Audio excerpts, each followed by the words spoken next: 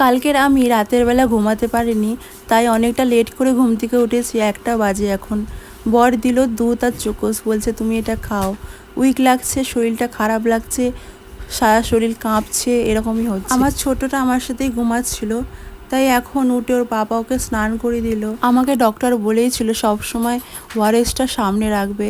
তারপরে আমি বরকে বললাম নুন ঝিলে জল করে দাও, আমি খাবো। এই ড্রেসটা দেখতে পাচ্ছ, এই ড্রেসটা আমার মা দিয়েছে তার নাতিকে। এই যে দেখো, এটা একটাই পুরোটাই সেট। ওকে পরিয়েছি, মানে অনেকবারই পরিয়েছি, আজকে প্রথম নয়। তারপরে আমি চলে গেলাম স্নান করতে। স্নান করলে হয়তো শরীরটা একটু ভালো লাগবে। তারপরে আমার বর বললো তুমি লাঞ্চটা করো, আমি ছেলেকে ধরছি। তারপর আমার ছেলে এতটাই কান্না করছিল, আমি আর কি খাবো। একটুখানি খাবার খেয়ে আমি উঠে গেলাম, কারণ ও কাঁদলে আমার পেটে যেন খাবারটা ঢোকেই না।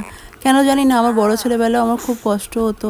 আমার ছেলেগুলো কাঁদলে আমি খুব কষ্ট পাই। আজকে ফুলকপি দিয়ে ডিমের ঝোল হয়েছে, আমার ছেলের তো খুব ফেভারিট।